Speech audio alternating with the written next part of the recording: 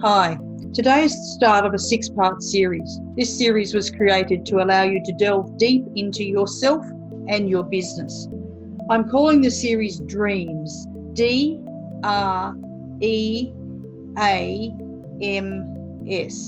all standing for Draw, Research, Endeavour, Amplify, Mould and Strive. As an entrepreneur, you have developed the ability to take your dreams and make them a reality. So let's ensure that the reality is sustainable and enjoyable, allowing you a quality of life, not just creating you a job. So today we'll go into the draw phase. The draw phase is the conclusion of why you wanted or started your business. The what are or were your deepest motivations for becoming an entrepreneur.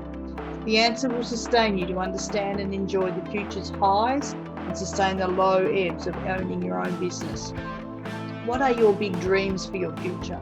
Are your dreams sustainable in your current situation, or you need to address them to ensure you are travelling a successful road to the future? What are the roadblocks holding you back from reaching those dreams?